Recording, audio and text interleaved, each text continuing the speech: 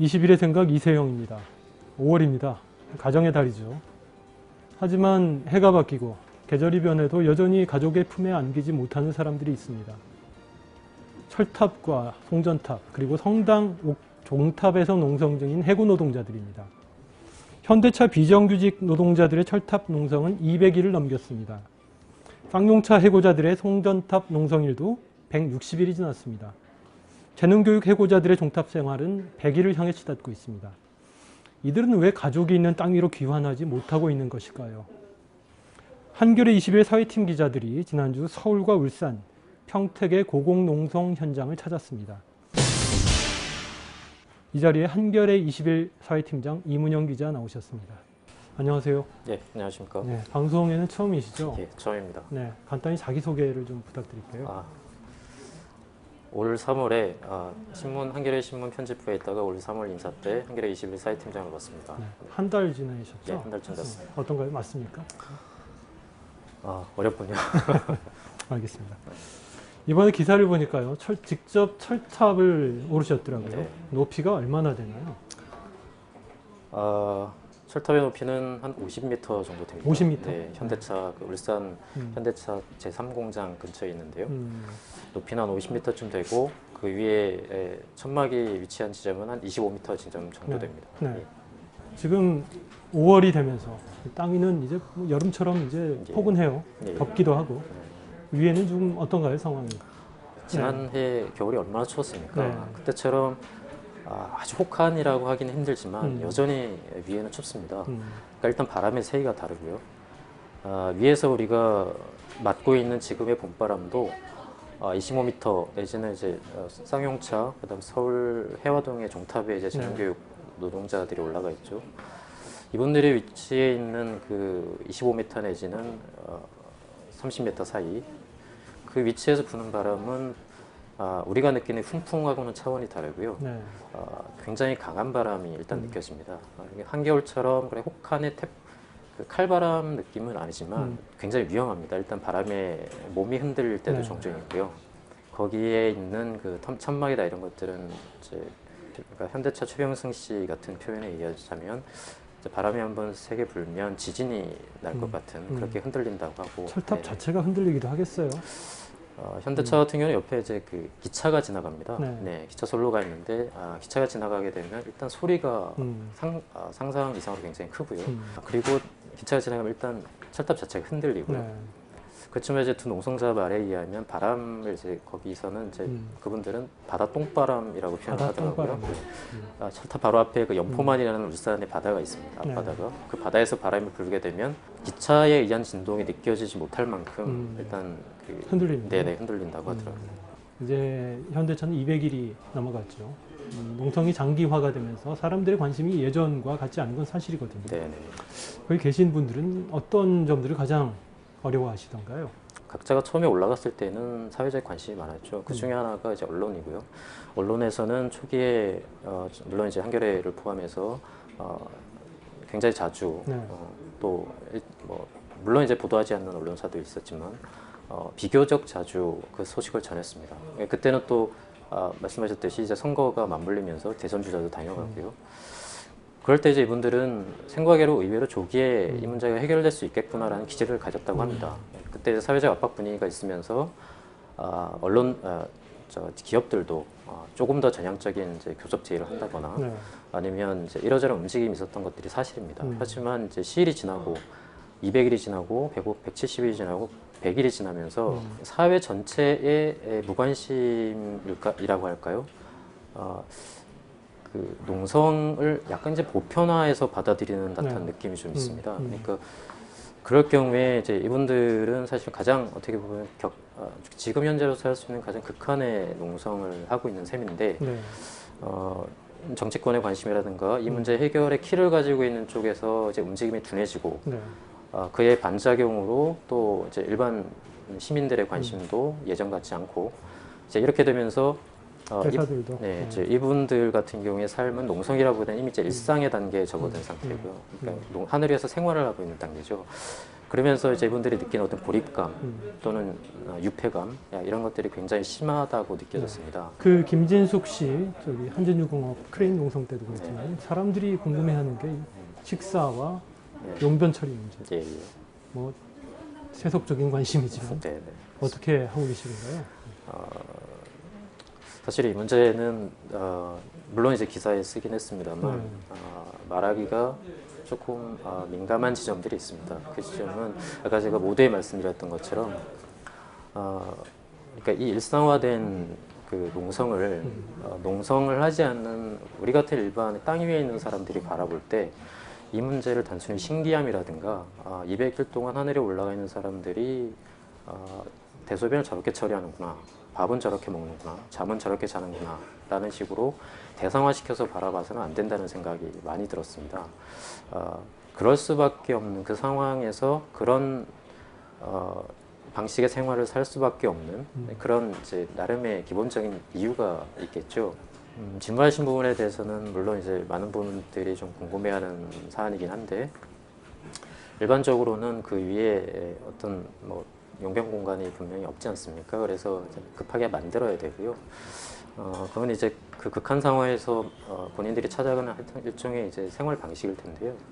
소변 같은 경우는 남성들 같은 경우는 생수 식수통을 이용을 하고, 근데 대변 같은 경우는 이제 그 환자들이 병원에서 그 침대에 누워서 용변을 볼 때 쓰는 플라스틱 용기들을 종종 이용합니다. 그래서 바로바로 내리는 경우도 있고요. 아니면 최근에 이제 현대차 같은 경우는 회사 경비 용역들이 그 농성장을 이제 진압한다는 소문들이 좀 있었다고 하더라고요. 네, 그때 그런 것들을 대비해서 일종의 그 똥폭탄이라고 할까요? 네, 뭐 그런 것들로 준비를 하긴 하지만 어쨌든 그런 외에는 바로바로 처리를 한다고 하더라고요. 네. 사업장마다 상황이 조금씩 다른 것으로 아는데요. 지금 그 회사 측과의 교섭은 좀 어떻게 좀 가능성이 열려 있습니까? 아니면 어떤가요? 삼성자동차 같은 경우는 이제 1월 15일부로 그 천막농성장에 대한 철거 계획장이 평택시에서 지금 발부된 상태고요. 재능교육 같은 경우도 그러니까 재능교육의 이제 교섭은 지난해 8월에 이제 사실상 중단이 된 상태였습니다. 그 이후에 박근혜 대통령도 사실은 정권 교체기에 내 임기 안에 비정규직 문제를 해결하겠다고 약속을 했죠. 여성 대통령이 약속에 사실상 그 노동계에서는 그 일말의 이제 진정성을 찾으려고 노력했던 것도 사실이고요. 그때 상황이 이제 지난 상태에서 회사 쪽에서는 교섭 재개 공문을 또 요청했고요.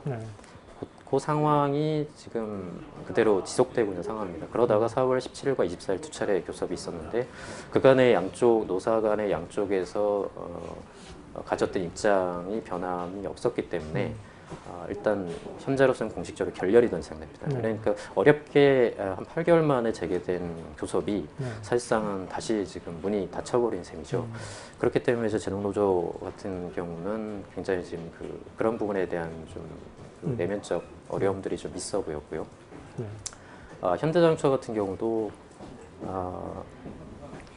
대법원 판결이 이제 몇 차례 있었지만 회사 쪽에서는 3,500명 신규 채용, 그러니까 산하청 노동자를 3,500명 선별해서 채용하겠다라는 계획을 지금 강행하고 있는 상황입니다. 어쨌든 현대자동차는 이제 3,500명 일하는 그 숫자에 맞춰서 산하청 노동자를 정규직으로 전환하겠다. 일종의 이제 신규 채용 방식으로 그 문제를 해결하겠다라고 지금 그 입장을 고수하고 있고요. 그래서 그 와중에 이렇게 상호 간의 입장이 좁혀지지 않는 상황에서 이제 계속 농성은 계속 농성 시일은 계속 가고 있는 거죠. 그 와중에 현대차 촉탁직이 스스로 목숨을 끊었고 기아자동차 노동자도 이제 분신을 하지 않았습니까? 자, 이런 상황이 사실은 위에 올리는 노동자들에게는 굉장히 어려운 상황으로 작용을 하고 있지만 어쨌든 두 사람 같은 경우에 현재 이제 서쪽이 내세우고 있는 그런 안은 받을 수 없다. 취재하시느라고 노력을 굉장히 많이 하셨는데 기사에서 미처 하시지 못한 얘기 중에 좀 전할 말씀이 있으면 마지막으로 해주시죠. 과거에 아주 오래전부터 우리 사회에는 이제 고공농성이라는 극한의 투쟁이 있었죠. 그럼에도 불구하고 그때 진행됐던 고공농성과 지금 진행되고 있는 고공농성에 약간 양상의 차이가 있어 보입니다. 그것이 이제 저희가 한겨레 이슈 사회팀에서 이 부분을 좀 더 취재를 해보게 된 이유였는데요. 과거에도 계속해서 고공농성이란 건 있었지만 그때는 짧게는 며칠, 또 길게는 한두 달 정도의 기간이었던 걸로 기억이 됩니다. 하지만 이번 같은 경우는 굉장히 길어지고 있죠. 기본적으로 100일 단위는 넘어가는 양상이고요. 첫 번째, 고공농성이 굉장히 장기화되고 있다는 점입니다. 근데 이 말은 다시 이야기해서 그만큼 우리 사회가 고공농성이라는 극한투쟁, 극한농성 방식에 대해서 무감각해지고 있다는 말이죠. 그러니까 극한투쟁이 보편화될 때 모두가 긴장하지 않는, 더 이상 긴장하지 않고 더 이상 이 농성 방식에 대해서 충격받지 않는 보편화된 방식으로 받아들여질 때 사실은 그런 방법밖에 할 수 없는 사람들의 입장에서는 점점 더 위험한 상황으로 몰려갈 수밖에 없는 상황이고요. 그래서 어떻게 보면 이 문제가 빨리 해결되기 위해서는 이들이 선택하는 농성 방식이 사회가 바로 반응을 해줘야 됩니다. 그래서 그 과정에서 최대한 농성 기간이 짧아지는 게 맞겠죠. 그들의 입장에서 본다면. 하지만 지금의 농성 기간은 점점 길어지고 있고요. 장기화되고 있고 또 아까 말씀드렸듯이 그 긴장의 정도는 점점 더 줄어들고 있고 보편화되고 있습니다. 그러니까 우리의 또는 그러니까 해결을 해야 될 열쇠를 가지고 있는 그 기업이나 당사자들 또는 정부 아니면 이걸 바라보고 있는 시민이 어떤 본인이 원튼 원치 않든 간에 어느 순간 이들을 점점 더 선택할 수 없는, 그럼에도 불구하고 선택해야 되는 어떤 마지막 공간을 향해서 밀어 올리고 있는 것은 아닌지, 저 위에 올라간 사람들이 어떤 사회적 거대한 악이라든가 아니면 범접할 수 없는 어떤 거대한 힘의 의사가 아니라 우리 모두가 저들을 하늘 위로 조금씩 매일매일 밀어 올리고 있는 것은 아닌지, 그런 부분에 대해서 좀 되돌아보는 계기가 됐으면 하는 바람입니다. 네, 수고하셨습니다. 앞으로도 의미 있는 기사 많이 부탁드리겠습니다. 철탑 농성 중인 현대차 최병승 조합원은 최승자 시인의 애독자라고 합니다.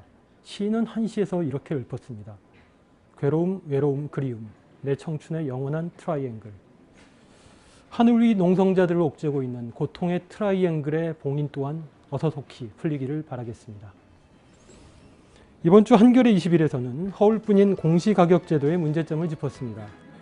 여러분께서는 재벌 회장집 평당 건물값이 공공임대주택의 표준 건축비에도 미치지 못한다는 사실을 믿으시겠습니까? 하지만 현실이 그렇습니다. 어처구니 없는 현실의 이면에서 작동하는 부동산 공시가격제도의 정치경제학을 짚어봤습니다. 이번 주 특집 기사에서 확인하실 수 있습니다. 20일의 생각, 오늘은 여기까지입니다. 지금까지 진행의 이세영이었습니다.